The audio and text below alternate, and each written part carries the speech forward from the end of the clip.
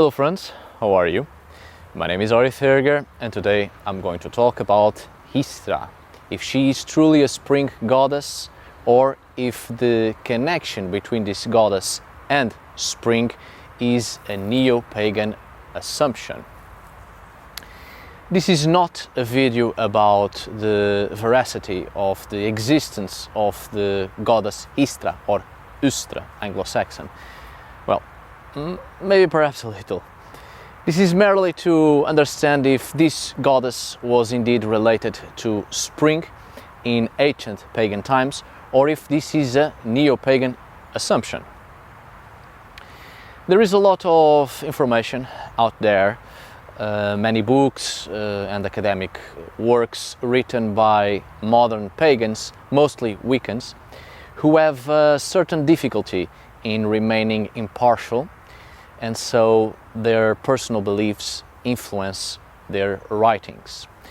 And archaeologically speaking, you don't have to have a specific religion to be influenced by a certain predisposition to believe in a specific fact, to completely follow the same line of thought.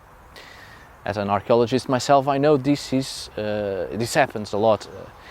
As soon as a female figure is found in the archaeological record, we immediately have the tendency to think it's a female fertility cult. I mean, there were hundreds of thousands of goddesses, but the easiest step is to accept those same formulated historical facts that perfectly fit into a context, and half of the work is done. So, this is my exact point. This is not a video about my personal beliefs. On my videos, I always try to remain as neutral as possible so that my own personal spirituality and life philosophies won't influence the scientific work. I just want you to understand that the goddess Ēostre may not actually be a spring goddess, as we have been led to believe this past century. Because there is a multitude of realities and goddesses of absolutely everything, but there is always this tendency to link female figures to fertility cults and things related to rebirth, just like spring. So let's start this video and try to understand if Ēostre is truly a spring goddess or if this association is just a neo-pagan presumption led by the constant idea in the academic field that female figures of old civilizations are related to fertility and rebirth. Last month, March, at least in the northern hemisphere, the spring equinox finally came, and the pagan celebrations of Ostara. And as such, the goddess Ēostre, associated with springtime, always comes in conversations. It's from this goddess that supposedly the name Easter comes from, the Christian celebration. Perhaps in this case the same panorama of borrowed pagan beliefs. We all associate this goddess to spring, and over the years it's a given fact, but we have little sources, close to nothing, that actually gives us concrete information about Ēostre. The first source in which Ēostre appears is with Bede Venerabilis, an Anglo-Saxon cleric and scholar who wrote many important scholarly works of great significance for the history and religion of Germanic peoples. He states that the month of April to the Anglo-Saxons was named after a goddess they venerated during this month, the month being named Ēostre. The goddess Ēostre was apparently worshipped during April, which is still during springtime, but not in the actual month of the spring equinox. In fact, Bede never said she was a spring goddess, only that the month of April was named after her, and she was worshipped during this month. Practically 1000 years later, Jacob Grimm, having access to Bede's references and comparing them to the old High German festival of Ostara, dedicated to the West Germanic goddess Ostara, goddess of sunrise, he concluded that both were the same goddesses. Ostara was apparently a goddess of certain parts of Western Germanic regions, while Ēostre was an Anglo-Saxon goddess, most likely worshipped in South England, so a regional goddess. Ēostre is an April goddess, while Ostara is a sunrise goddess, a goddess of dawn. It makes a certain sense the importance of dawn after spring and during the month of April, since it's the first full month after the spring equinox in which people can enjoy the full beauty of nature, or the full beauty of spring. In the sources we have nothing that specifically says that Ēostre is a spring goddess, and comparing her with Ostara, the goddess of dawn, and perhaps dawn having a connection with the rebirth of the sun after the long dark winter, light coming again into the world, the fertility of spring, the rebirth of nature itself. Well, it seems that perhaps modern pagans pushed it a little too far to label Ēostre as a spring goddess. Because, in fact, to the Anglo-Saxons, the month of March, in which the actual spring equinox takes place, was called Rithmonath, the month of the goddess Rith, the month of wildness, when the wild nature wakes up, so to speak. The Anglo-Saxon spring goddess is Rith, apparently, or Retha, and not Ēostre or Ēostre. Ēostre was a goddess the Anglo-Saxons honored during the month of April, which obviously, technically, it's still during spring. Jacob Grimm and his brother said that they had found evidences of the existence of this same goddess only with another name in the oral traditions of Western Germany, but there are no written proofs, nor archaeological. Bear it with me now.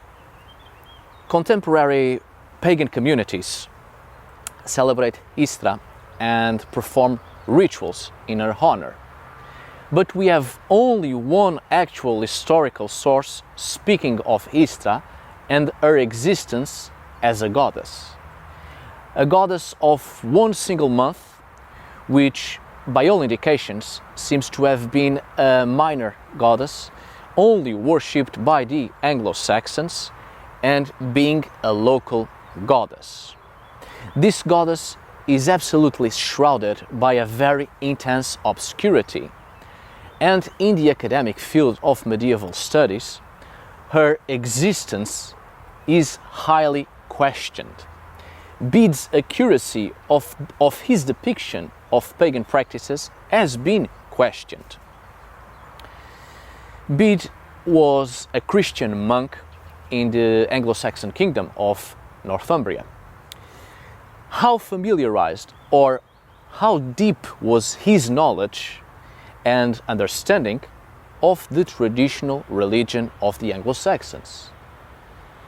Being a Christian and a scholar, it's unlikely that he made up the name of Ēostre, but it's possible that he may have misinterpreted a word and the month of April wasn't dedicated to a goddess, but it's the name of a festivity, perhaps. For now, let's assume that he was aware of the existence of this goddess, since in the countryside, even to this day, many pagan celebrations were kept and survived. So we can say that Ēostre's existence as an Anglo-Saxon goddess is probable. We also have to take into consideration that the names of the months in the Anglo-Saxon calendar match with heathen festivals throughout the year. The month names are related to the rituals of that season.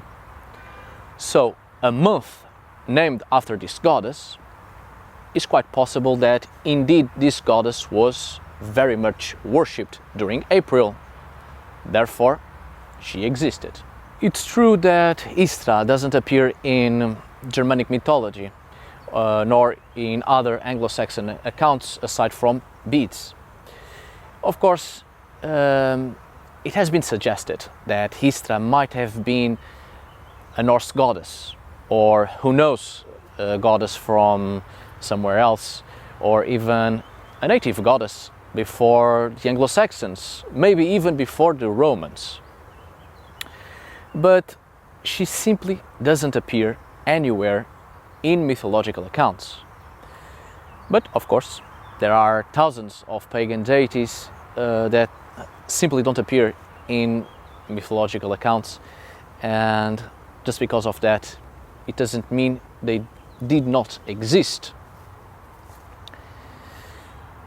We might speculate that Ēostre was some sort of goddess of a specific tribe, or even a local goddess of some region or early prehistoric settlement, and through oral traditions, she may have been introduced in the Anglo-Saxon pagan religion. Rethmonath, March, and Ēostremonath, April, were related to the beginning of spring, the new growing season, and fertility. Although, if we truly compare Ēostre with the German goddess Ostara, the word Ostara comes from Holstan, which is the Oriental dawn. Doesn't seem related to spring at all. There are no evidences these two goddesses are the same. So for now, at least in the case of Ēostre, a spring-like fertility goddess will have to be assumed instead of a goddess of sunrise. But we might have a problem. Traditional Germanic pagan celebrations, be that continental or Scandinavian, did not celebrate the spring equinox festival of Ostara at all, as it does not appear in any medieval Scandinavian sources. And this might help us to come to the conclusion that Ēostre was not a spring goddess after all, or that her origins are not Germanic or Norse, but a local goddess of the native peoples of ancient Britannia. Just remember that many ancient cultures had local deities, deities of a specific place, or a specific river, mountain, forest, etc. Ēostre may have been a minor local goddess who somehow survived many cultural changes. Nowadays, Neo-pagans, mostly Wiccans, celebrate Ostara and honor Ostara or Ēostre as a spring goddess. But the truth is, there is absolutely nothing that proves she was a spring goddess. The closest thing we have is that she may have been an Anglo-Saxon regional goddess celebrated by a restricted group of people that honored this goddess during the festivities of April. And this is already pushing too far. At the very least, she was a native local goddess of southern England. But to neo-pagans, this might not matter at all, because what is truly celebrated is spring itself, the personification of the rebirth of nature. Right, my good friends, I hope you have enjoyed this video. Most of you certainly haven't, especially Wiccans who celebrate Ostara. But when we construct scientific work, we must put aside our personal spiritual beliefs and religious ideas and personal life philosophies if we are to construct a thorough and plausible work. Thank you so much for watching. See you on the next video, and as always, tack för idag.